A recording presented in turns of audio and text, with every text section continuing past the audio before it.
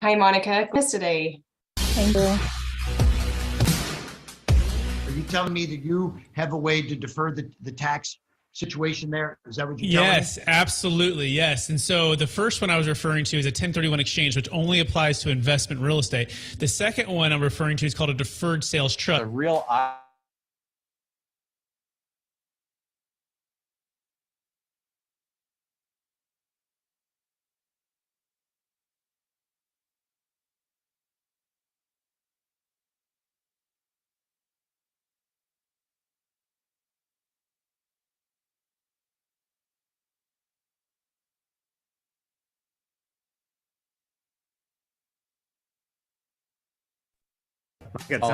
hesitant to believe in a lot of these kinds of things. So it's a major feat for me to say, wow, this actually really worked. And it was really cool. 1031 is a way to shelter your income when you sell the thing.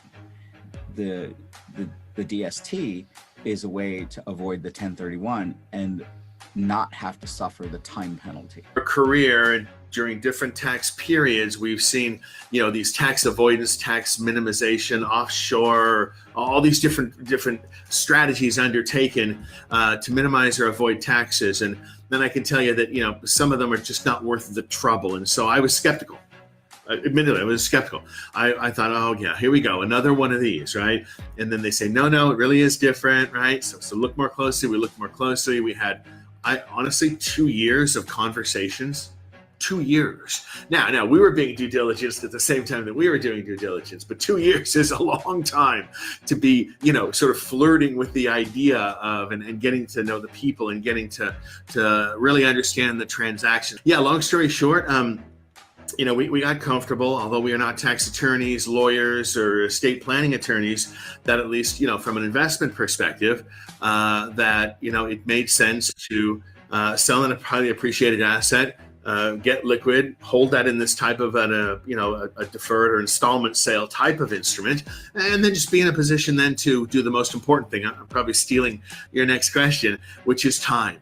They say, well, you can't make more time. You can. The deferred sales trust, in a way, allows you to lengthen the investment time horizon for those assets after getting liquid, but before having to feel the tax impact.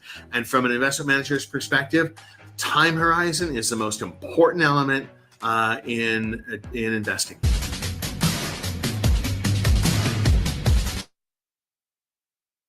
Awesome.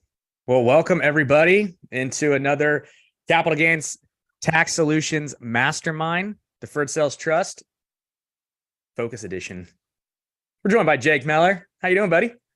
Doing very well. Pierce York, how are you today? Doing awesome. And Micah is in the house. What's up? Hello. Good to be here. Yeah, we got some Talk new more faces. about deferred sales trust. Definitely. We got some new faces too. Looks like I saw Monica Chang popping in there before the show started, and we got Baltazar. Hi there. How are you? Good. How are you? Good. Thank you. Awesome. I don't know if our fearless leader will be able to make it today, but we're hoping he can make a cameo for us over here. With or without him, the show must move on. So the show must go on. Tell us a little bit about what is the deferred sales trust and why it'll show up today. Sure. So the vision for the group is to bring together a community and to educate and go over just this strategy that we, at least the top three of us, love to death. And we're hoping that you will too, once you see what it does, what it can do for you, the freedoms it can provide.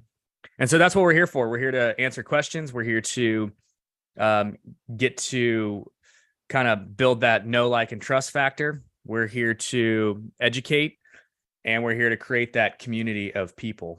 And so that's kind of the vision for what we're doing, why we're here. We are definitely a team-oriented mindset, for sure. Building a team is the goal of every single one, because it takes a team. It takes a village, man, to pull one of these off. It really does. Not just to raise a child, but to pull off a deferred sales trust. How about that, Pierce? To also to pull off a deferred is an incredible solution once you get to know it, but it does require a team. So that's what we're here for. That's why everyone joins us. We do this every Friday. We go over just kind of like what it is, the vision, deal stories, and then we kind of open it up for questions, comments, concerns, but mainly questions. Absolutely. Now, Pierce, I think in today's format, we'll actually do an explanation of what is the deferred sales trust. A few questions in the queue from before that we'll pay attention to today. We'll actually answer. So we'll talk about what is the deferred trust. We'll address some of those questions. We'll bring to the table some of our current deals. Without revealing names, we'll talk about scenario, because it might be a scenario that's very similar to somebody else here in the audience, and it might benefit them in knowing how the deferred sales trust might be a benefit for them. And then we'll open up the latter 15, 20 minutes for questions and answers. A little bit of impromptu there at the end. Ooh, impromptu. Right. So deferred sales trust. What is a deferred sales trust? Essentially, by the name and title itself, we're deferring the recognition for tax purposes of the sale or the date of the sale to the future. So you can actually have the sale, funds can transfer, though we might alter and change, and we might put a deferred sales trust in the middle so that the funds actually transfer to the trust. And the seller receives the proceeds, the buyer receives the asset, and everything can occur without big ramifications in the current year. So what does all that mean? Put a case in point. Somebody sells a small little hotel in Colorado for $13 million. Prior to the day of the sale, they exercise the right to use the deferred sales trust to sell it, which means that they have to actually exchange the hotel with the trust and exchange it for a promissory note. So now instead of being the proud owners of a hotel, they're the proud owners of a promissory note. And because the trust, the deferred sales trust, now owns the hotel, it can then sell to the buyer. And because it's the trust selling to the buyer, not the person, it's the trust that receives the proceeds and not the person. This is not a taxable transaction for the person. And that's incredibly important. That's why we're all here today. So that for all of us who might be having perhaps one of the largest transactions of your life, you might be selling your home that you've lived in for 30, 40 years in the state of California, where it's appreciated greatly. You might be moving to Utah. Welcome, right? By the way, I'm from Utah. Yeah.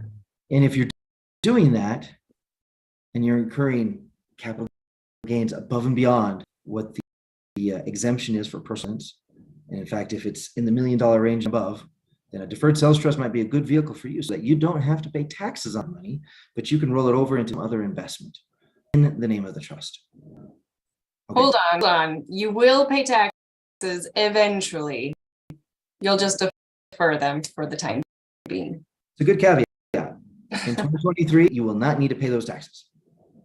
And again, we're going to pay those taxes, although in many circumstances and scenarios, you are able to defer forward and forward and forward. As prudent advice, we do encourage that people do take funds or distributions out of the trust at some point to show the IRS that they do have intentions down the line of paying those taxes. Now, that IRS that we have intention of paying those taxes at some point, this can also be used as a generation and a legacy vehicle. And so there were father and son. Almost all of the assets were in the name of father.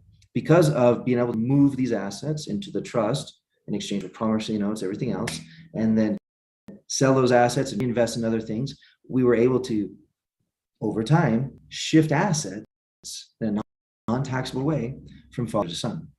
And that was something that we were able to achieve because we used not as a singular strategy, but as a keystone strategy, the deferred sales trust. Now, for all of you out there who are wondering what a keystone is, think of an archway over a door. And there's a stone in the middle. And it happens to be the keystone in this arch that keeps the entire arch intact, keeps the arch from falling without this keystone as well. And that's kind of the deferred sales trust in a nutshell. It is a keystone strategy. It's one of those strategies that you should combine other stones in the arch. You should be doing other tax planning and mitigation efforts. But with this in the middle, if you are eligible for deferred sales trust because you have a transaction that warrants one, then it becomes a strategy that all other strategies kind of flow around because it does the big lifting. And then everything else has a more appropriate place. Instead of using a round peg to fit in a slot, you are fitting other strategies in an appropriate way and not overusing them, as sometimes advisors tend to do because they just don't know what else is out there. I don't know if that explanation is helpful, Pierce. I like to use, yeah, it's super helpful. Here's another way to put it. Sometimes, like when you're putting together some of these different strategies, it's almost like building it with Legos, logs, and mega blocks and duct tape. Right? Like sometimes I just like super seamlessly fit all together. And you got a big old mega block and you're trying to put a Lego on it and it doesn't quite fit. So you build a structure around it with enough duct tape, right? Some super glue maybe. But it's so much more seamless when you just build the whole, right? It's so much easier and more fluid and systematic, and it just fits so much better together. And so when you have the right tool for the right job. Yeah, when you have the right stuff, right? And so I think deferred sales trust is a few strategies out there that allow you to build around it, but it builds around everything else super elegantly. And it just makes everything flow seamlessly. So there are some times when it doesn't make sales trust, right? So maybe you could talk a little bit about what those things are when it doesn't make sense. Sure. So Pierce, can I jump in? Yes. I just have something. You use the deferred sales trust when you have an asset that you want to sell. If you're not wanting to sell, but you're wanting to transfer the asset, the deferred sales trust is not that tool. So we consulted with an individual who's 74 years old and wanted to leave a mansion cabin house to his kids. It was the thing. It was the asset he wanted to leave. It wasn't the proceeds of the sale. There was no sale. And there are some tax benefits to just dying.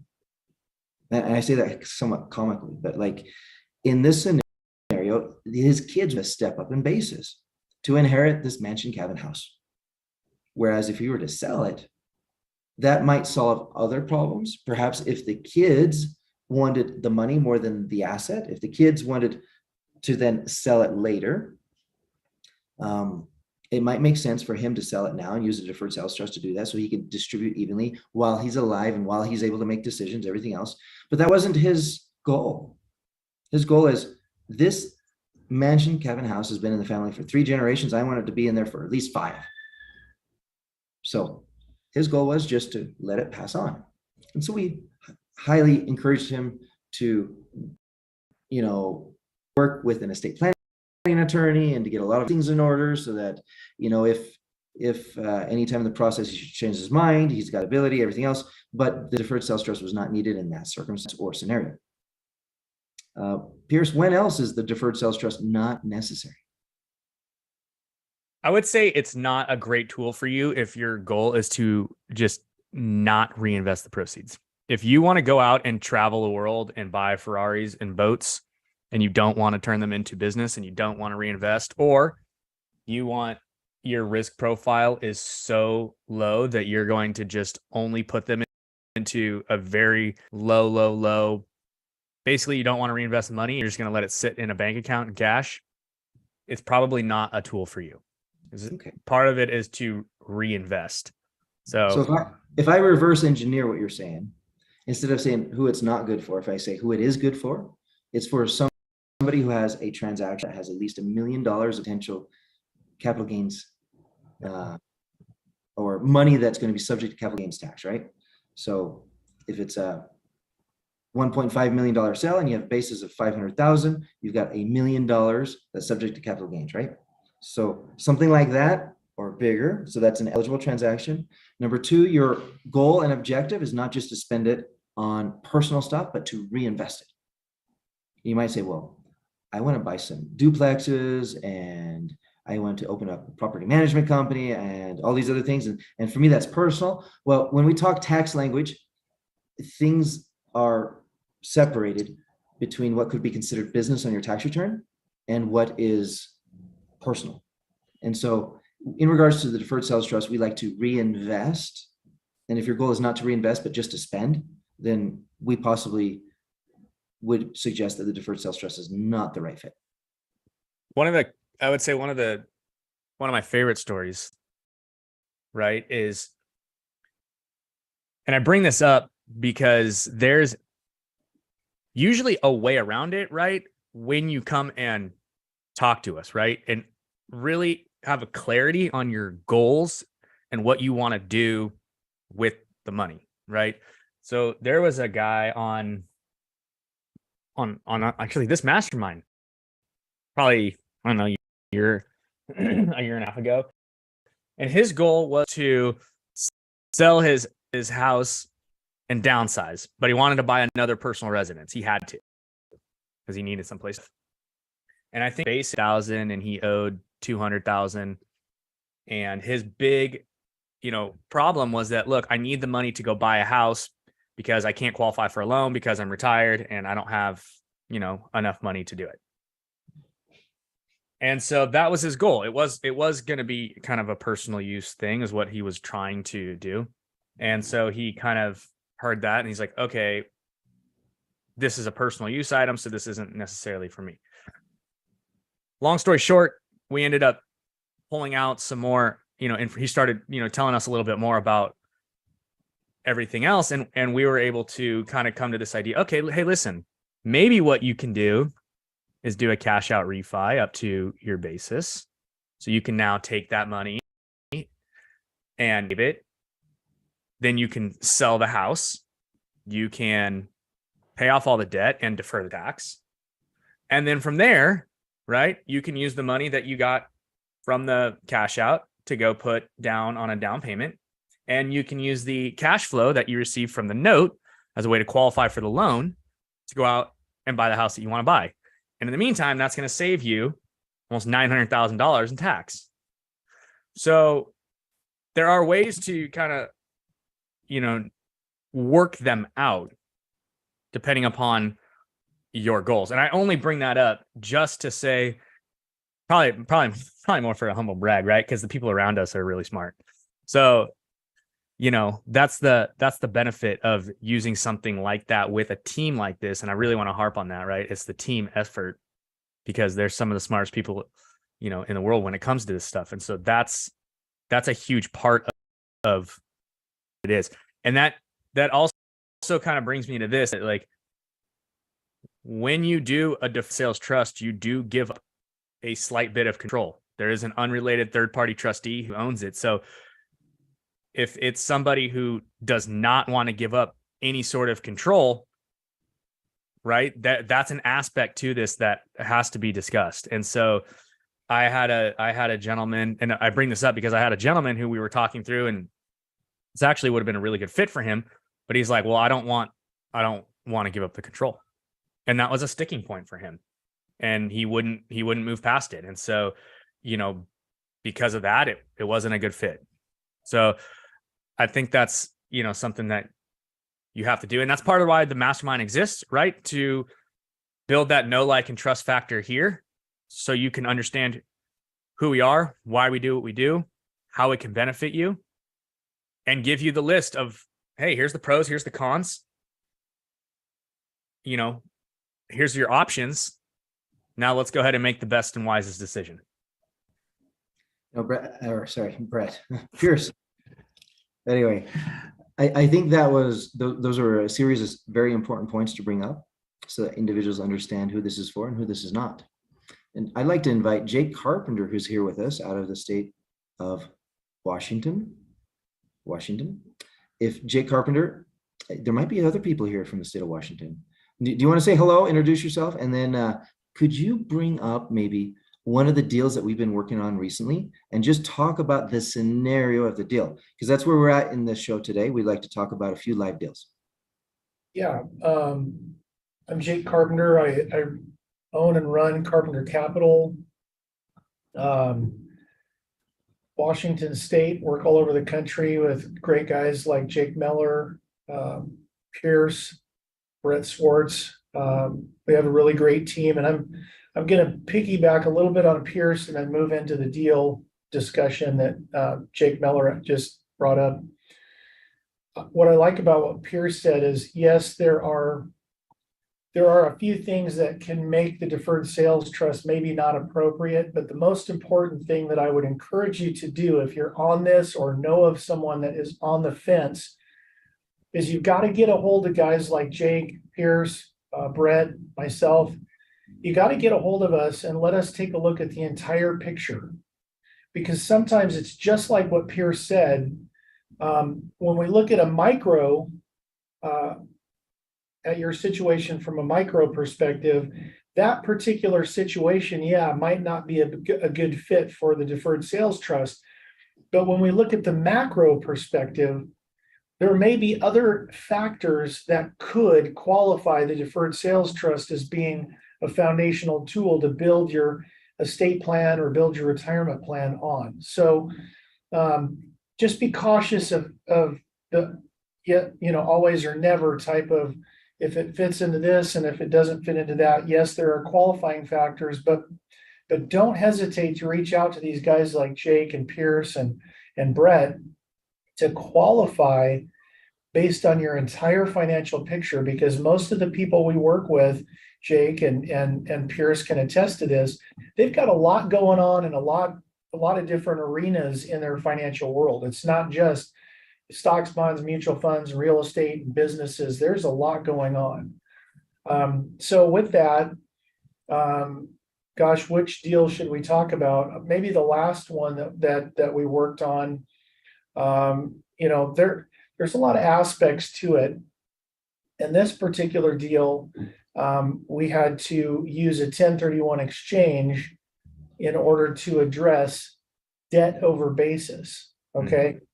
This is one thing that even the CPAs don't quite understand, or they don't catch, is if you have the sale of a highly appreciated asset, likely there could be some debt. What you have to do is make sure you consult with your CPA to find out what your adjusted basis is and how much debt is on that particular asset. Because if you've got $300,000 of adjusted basis, but you've got $2 million of debt, you've got a problem in the amount of $1.7 million of debt over basis. Now, you cannot defer capital gains tax on that 1.7. And the way it shows up is it gets taxed as ordinary income in that transaction. Now, you may just give up and just pay the tax or not sell, but you can use something called a zero coupon Delaware statutory trust to absorb through the acquisition of a highly leveraged property and take, instead of 2.7 million, you might take $500,000 and replace 2.7 million with just a small investment of capital through that zero coupon. So the last deal that Jake and I worked on together, and Brett, that was the situation. It was multiple sales. There was quite a bit, I think it was $2 million plus of debt over basis. We put the transaction into a 1031 exchange at first. We replaced the debt over basis with the zero coupon. And then we dropped the remaining proceeds into the trust. Into the deferred sales trust. Into the deferred sales trust. And that point, we Jake and I worked together to figure out great options for them to invest the remaining almost $3.5 million into. So there's So, I was just going to bring up, Jake, that Go ahead. in the very first of the call, we talked about how the deferred sales trust oftentimes can become a keystone strategy. And I explained the arch, the stone or the brick arch, and how in the middle of the arch that kind of holds everything together, that becomes kind of like a main strategy is often the deferred sales trust. And that's exactly what happened with this client. Their goal is that they wanted to defer the gross proceeds that they were going to receive and be able to reinvest them. We were able to do that with the deferred sales trust, but in our discussions with them, we uncovered other problems, right? We found out that they had a debt over basis issue. That was something that, to your point, not even their accountants were very aware of or understood how that was going to be a huge tax ramification that would come back to bite them. However, we, just like in a stone archway, there's other stones next to the keystone. We were able to add zero coupon Delaware Statutory Trust as one of those side stones or side bricks, right? And then we were able to put together proper investment strategies. And there's just a lot of other things that we were able to do with this client to help him achieve his reinvestment goals, to the point, Jake, that he has invested more with us than he originally thought because he didn't have to pay taxes.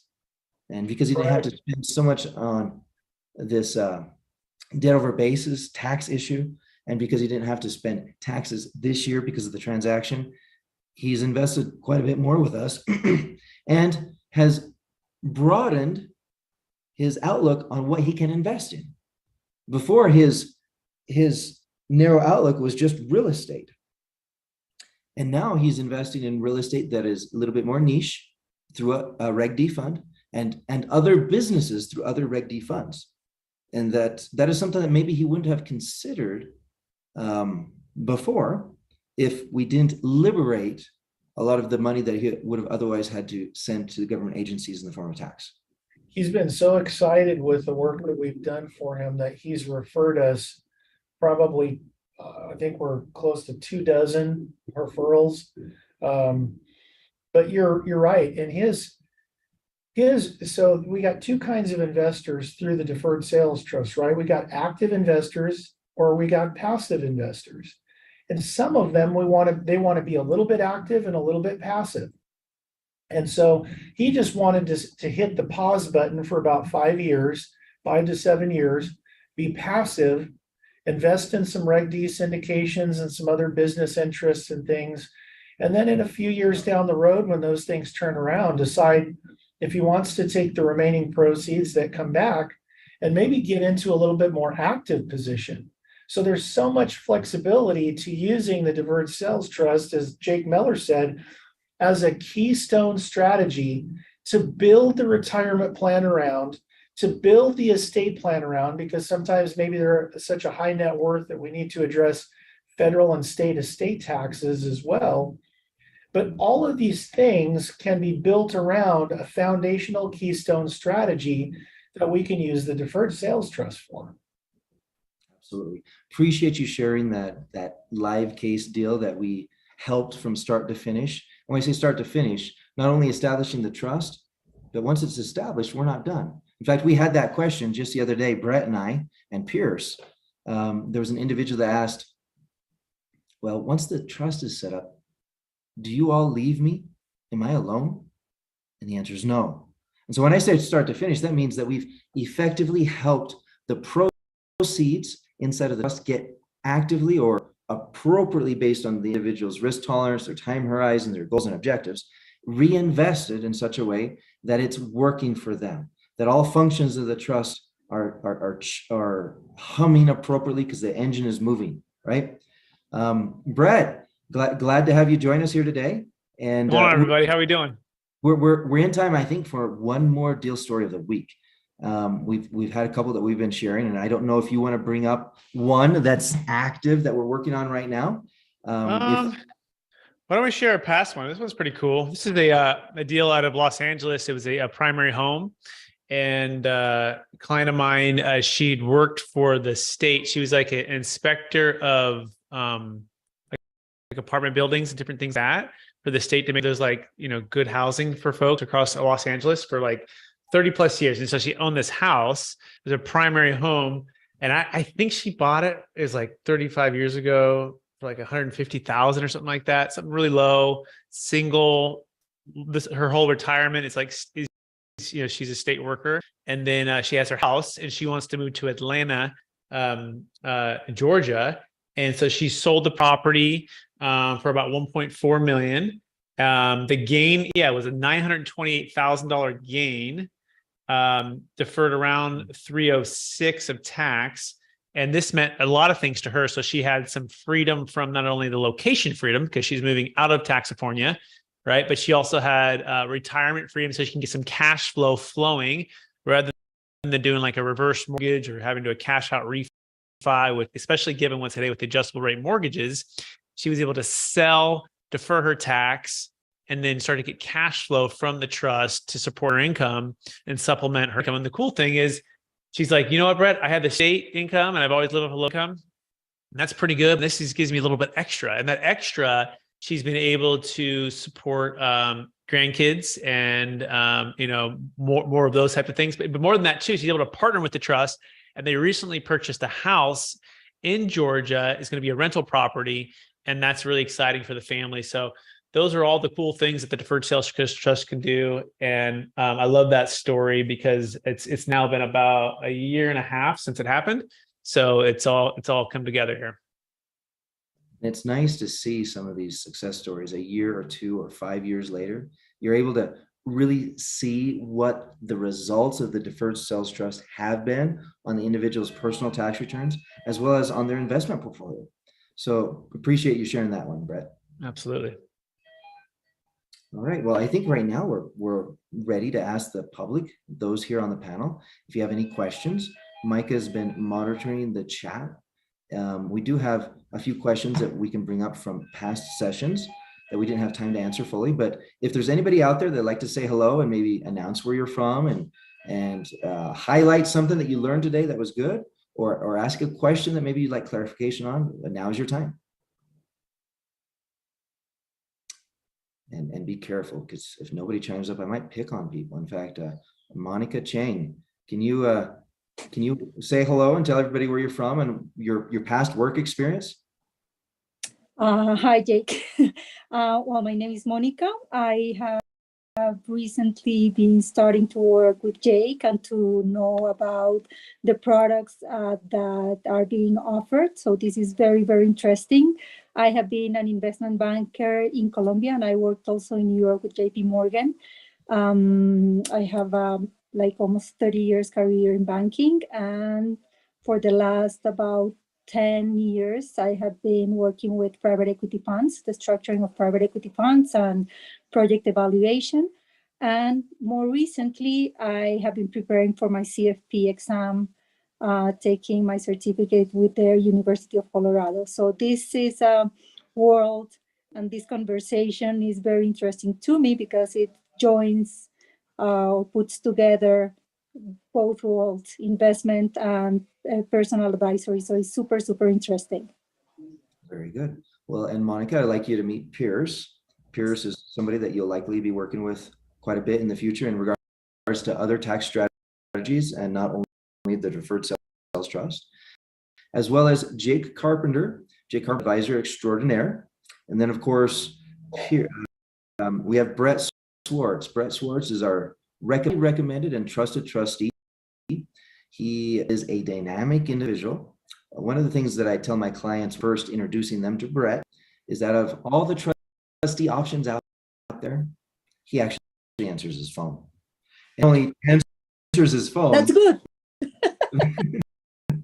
but he does it in a prompt, knowledgeable, and in help business in general, and so much about real estate.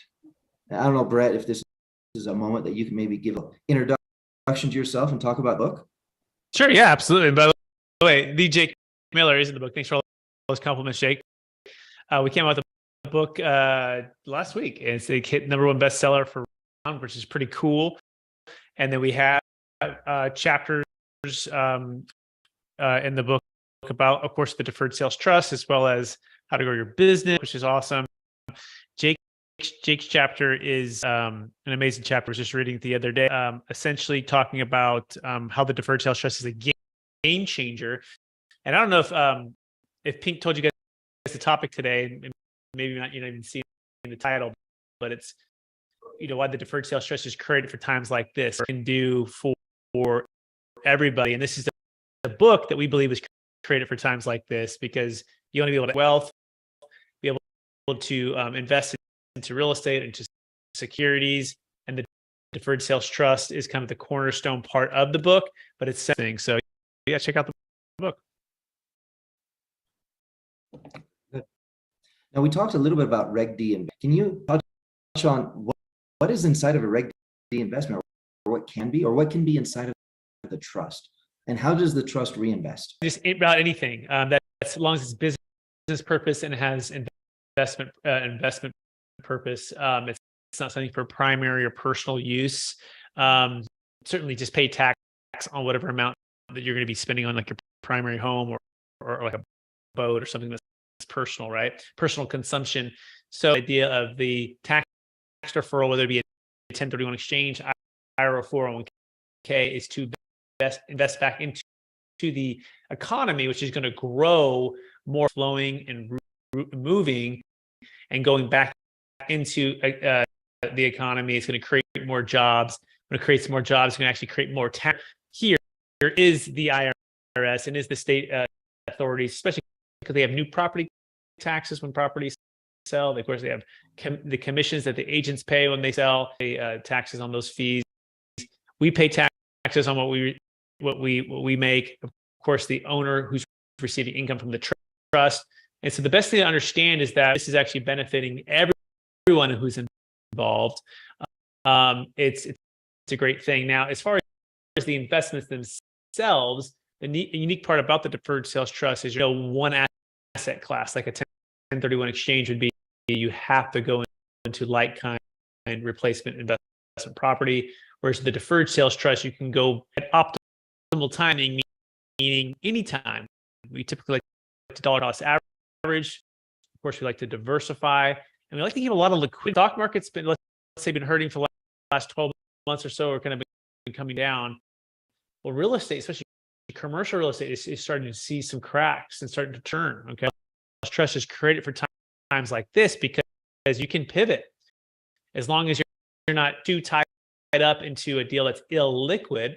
And so part of what we private placement, a real estate lending fund, has been actually our choice. The note holder always approves of every investment, but if we had like a preference, we've been liking that because I call it 30-day liquid, which is within about 30 days you can get the money out. The funds never 10 to 12%. It's never dropped below 10%, and it pays monthly cash flow and operations or ownership. The average net worth is $4 million. They personally guarantee the loan, and the average LTV is at 55%, meaning the value of the 45%, which would be a lot, in order for them to lose $1.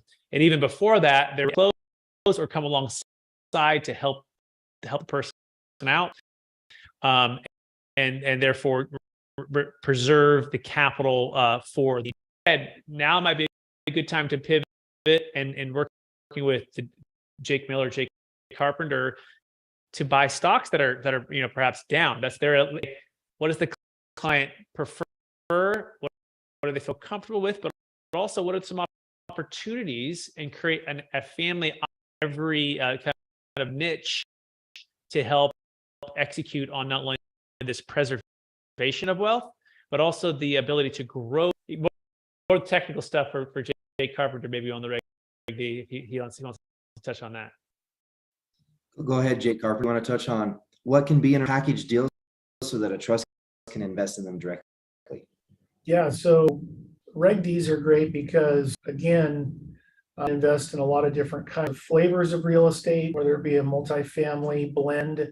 There can really be a lot of things, both inside the country and outside the country, that are real estate based, just as long as it fits the risk tolerance of the individual and the seller who's working with Brett Swartz, the trustee, to make sure it's alignment with their risk tolerance. But there's a lot of upside. I mean, Reg D is kind of been directly managing and owning and running in an active way real estate. It's kind of the best of both worlds and being able to access real estate, but not necessarily being actively involved. You don't have to deal with trash, toilets, tenants, liability, and management, but the returns are still pretty good, as Brett Swartz was saying. Generally there's double digit returns and sometimes even double digit income opportunities off of those. And so we can blend those in a portfolio of real estate where there's Reg Ds in different the country, maybe a little bit of the country, and then time those so that when they come due, we can take a look at that capital that comes back from the Reg Ds and go, hey, are there some stocks that are down that maybe we want to shift over into with a portion of that to take advantage of some of the upside, as the market volatility always provides some opportunity. When the stocks are down, they're on sale. So it's a beautiful way of being able to move around within the trust, because the trust doesn't have to, as a 1031 exchange, go back into like kind property. And this is also the beauty with the business sale, using the deferred sales to use a deferral strategy that a business sale does not qualify for 1031 exchanges. So now you can take proceeds from a business sale. Maybe it's highly concentrated. You got $10-20 million wrapped up in one business. That's very good out through some Reg Ds in different locations of the country and different kinds of asset classes, maybe even a little bit out of the country, and create some different three-dimensional diversity is what I call it. And then also look at the stock market and decide, when things are down, when is a good time to move in? Maybe when is a good time to move out?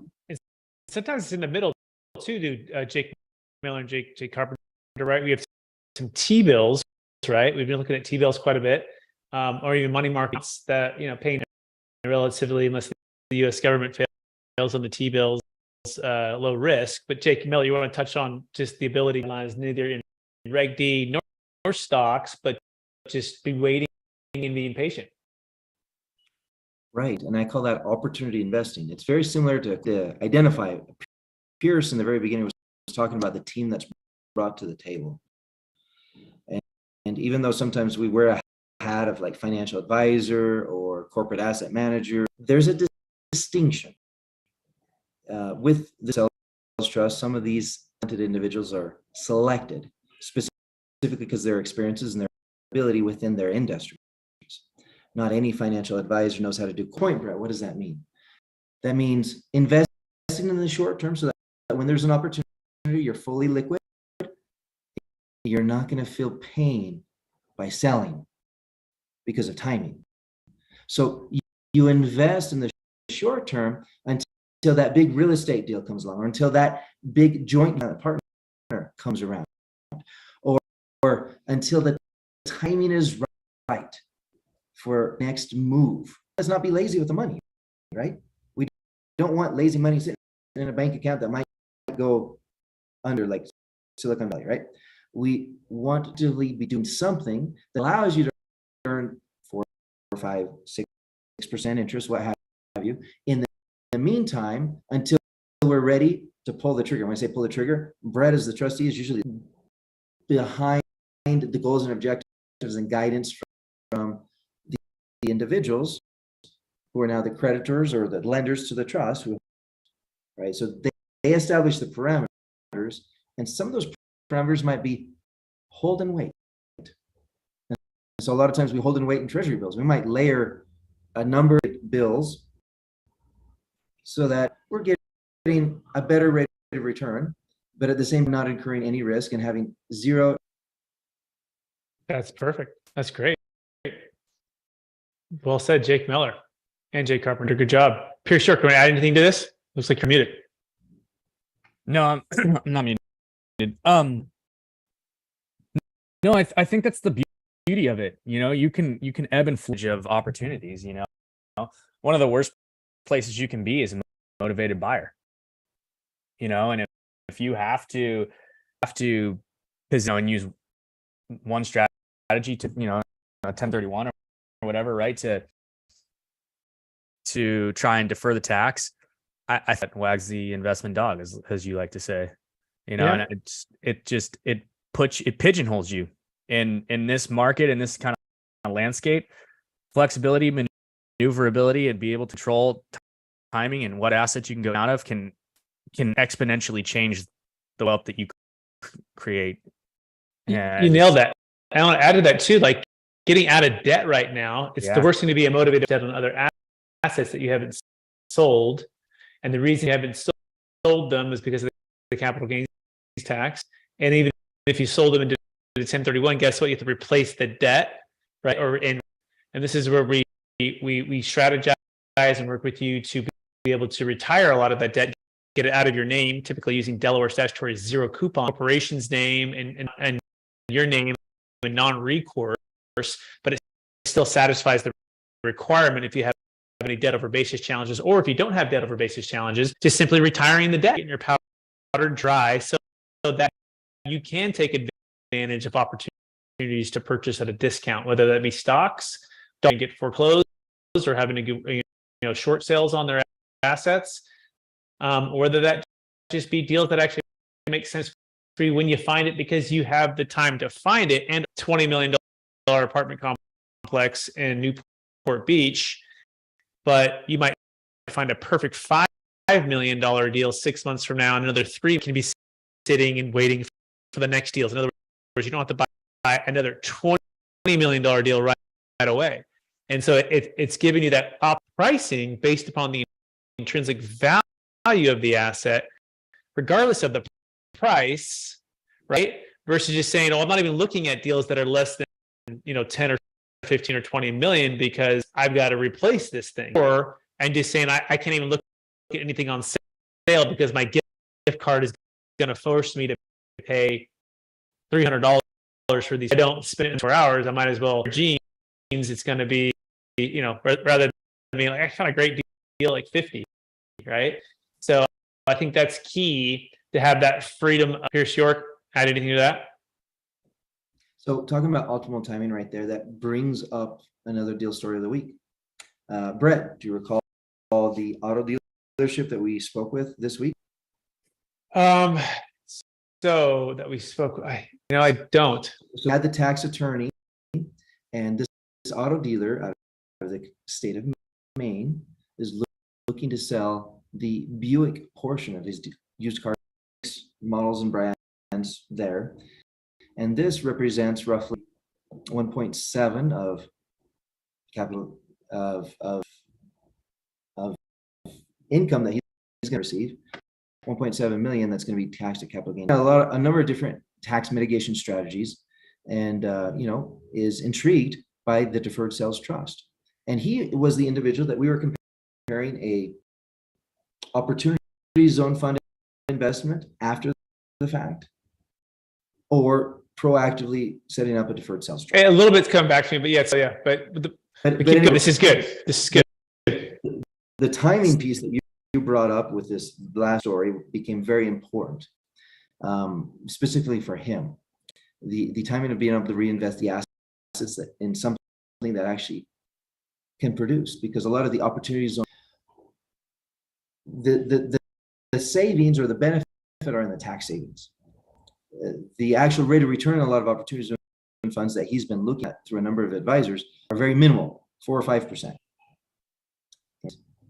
Here with the Telus Trust, he could put that into treasury bills, have a lot less risk, and have the same outcome.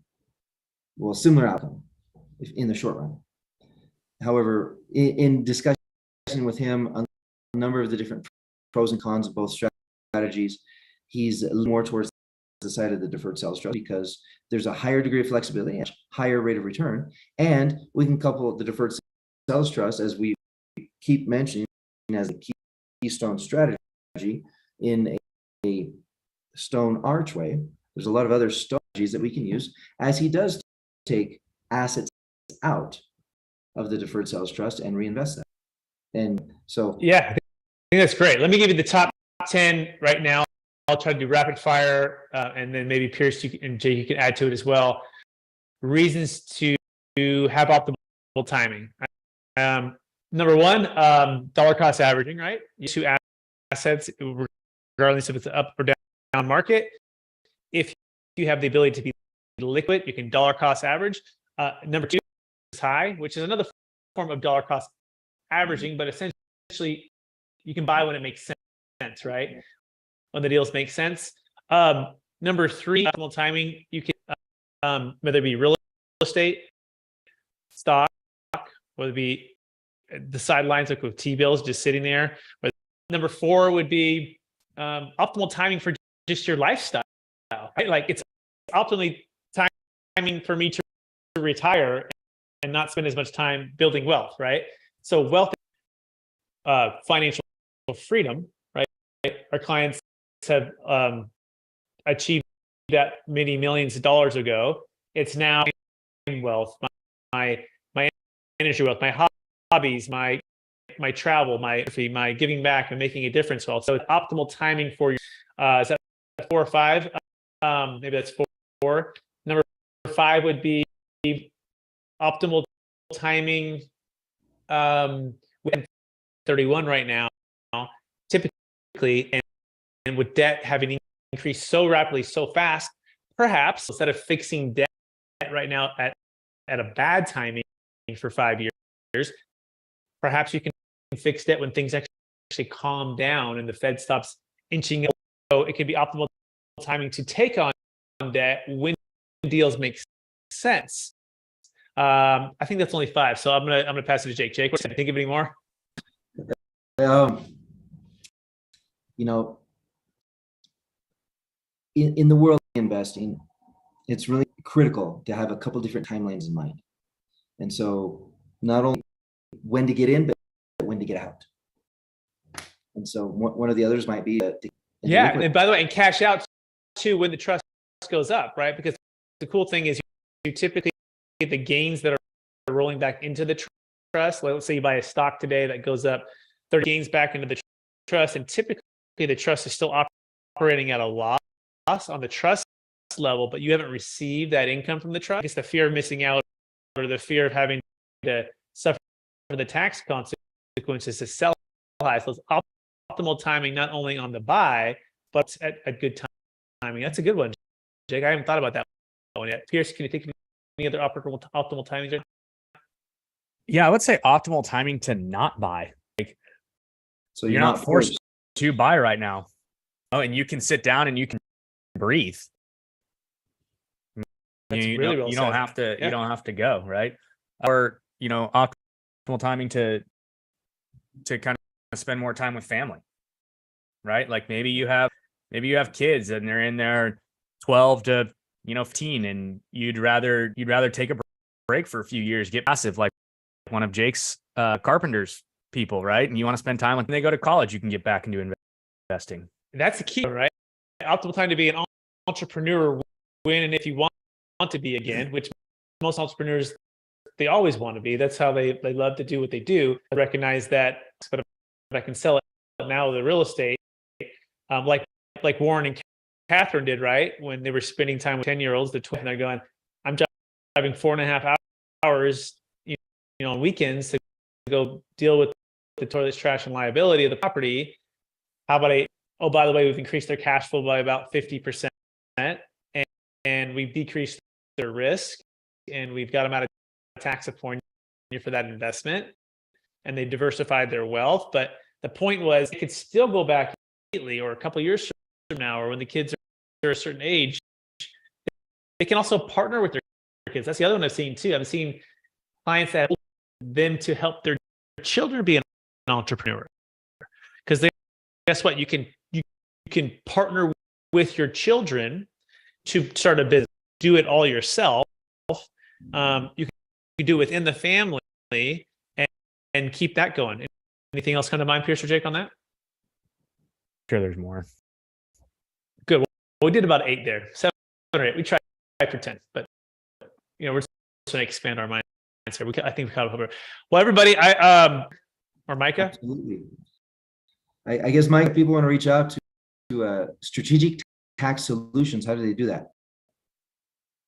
Yeah, our website, strategictaxsolutions.com, or 800 number 800-773-1848. People have questions for you about tax or the deferred sales trust. How do they reach you? You can find me at Living in Newport Beach, California, YouTube channel, or KingdomLuxuryRealty.com. You can also have a bunch of different emails that are all over all the websites. So on there somewhere. Yeah, the websites will bring you. And with that web, it almost sounds like they need to walk out to the beach to see you. Yes, if you're in Newport Beach, you got some real estate that you want to sell, or you're in Orange County, let us know. Yeah. We can absolutely, or San Diego. Wonderful. Jay Carpenter, how do people say hello to you? How do they reach out? That's two ways, is to email me at jake, Jake at carpenter.capital, or .capital, CAPITAL, or you can call me at 509-460-8700. Very good. And of course, Monica Chang, if you want to reach out to her, she's available through our website and our phone number. But in addition, Monica, you're on LinkedIn, right? So My contact, I'm very easy to contact through LinkedIn. awesome. Very Thank good. you. All right. How do they do that? You can go to capitalgainstaxsolutions.com. Also, we're streaming this live on our YouTube channel, Capital Gains Tax Solutions, so you can check that out. We're also streaming Expert CRE Secrets as well. And then don't forget about the book and the Proven Playbook for Unlocking Your Ideal Wealth Plan for yourself and your clients on the sale of any asset of any kind. It needs to be at the #1 bestseller list. And we'd love the opportunity for you to check this book out. Go to Amazon to check out how to get that book. Take us away. All right, guys. Have a wonderful weekend. And remember us, should you be experiencing that largest transaction of your life and it might be eligible for a deferred sales trust, give us a call and we will help you know if you're an eligible candidate. Thanks now. Bye-bye. Bye now.